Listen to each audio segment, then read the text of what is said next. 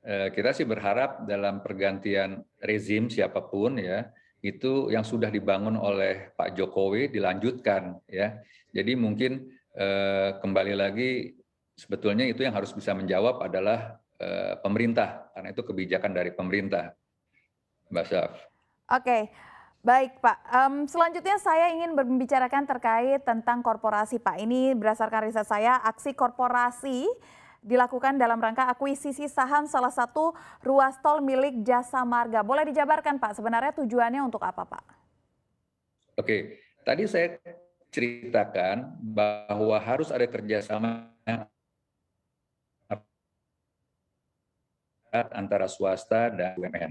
Mhm. Sehingga kalau BUMN membutuhkan dana untuk pembangunan jalan tol lain, ya kan, mereka mendapatkannya bisa dari bank atau dengan equity atau dengan menjual sebagian sahamnya. Nah, ini yang dilakukan Jasa Marga. Jadi sebetulnya corporate action dilakukan ini itu sesuatu yang ideal, di mana kita diajak berpartisipasi untuk membeli saham mereka di MBZ. Uang yang mereka dapatkan itu bisa mereka gunakan lagi untuk bangun jalan tol-tol di daerah-daerah lain yang dibutuhkan. Oke. Nah, jadi ini yang tadi saya katakan recycling yang bisa kita lakukan bersama antara swasta dan BUMN dalam pembangunan jalan tol di Indonesia. Oke, berarti ini dalam bentuk recycling yang tadi Bapak paparkan sebenarnya ya Pak ya? Betul, betul. Oke Pak, tapi kan kemarin saya sempat baca juga bahwa ini sempat ditunda. Apa Pak yang membuat penundaan ini? Apakah berkas yang memang belum komplit atau seperti apa Pak? Oh, itu sebetulnya kita perusahaan publik ya. Jadi governance ada beberapa hal memang harus dipenuhi, ya kan? Karena memang kalau kita deal dengan BUMN itu kan waktunya sempit sekali ya.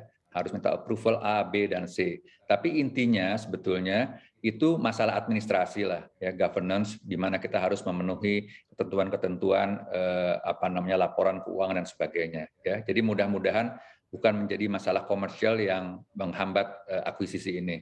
Hmm. Lantas ke depannya Pak, apakah ada rencana untuk mengakuisisi tol-tol lain juga Pak?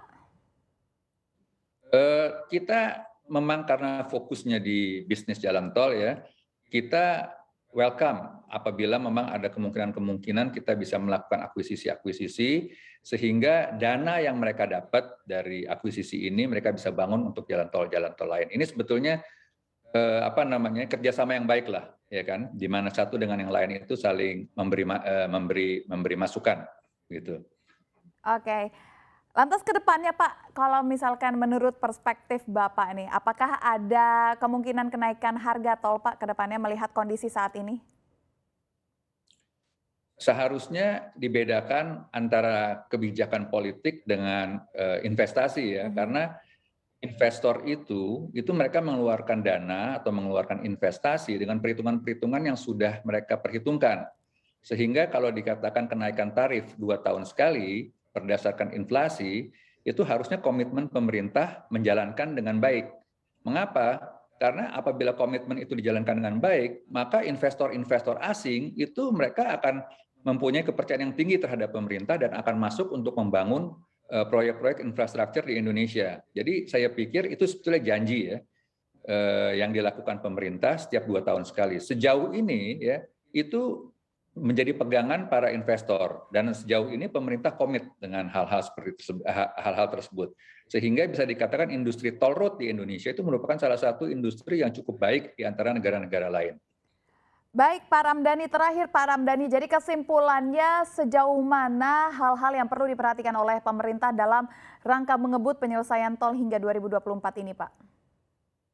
Yang pertama adalah pembebasan lahan, yang kedua kebijakan pemerintah ya kan yang pro kepada investor, yang ketiga adalah apabila memungkinkan pemerintah juga membantu ya BUJT khususnya untuk pendanaan-pendanaan di mana pemain-pemain yang sudah lama misalnya diberikan kemudahan atau bunga yang lebih rendah ya dibandingkan dengan pemain-pemain yang baru. Nah, yang terakhir mungkin salah satu hal yang cukup penting adalah kebijakan pemerintah yang selalu konsisten dengan apa yang sudah dijanjikan dalam PPJT dengan BUJT. Saya pikir kalau itu dilakukan ke depan saya percaya bahwa apa yang diinginkan Indonesia itu bisa tercapai.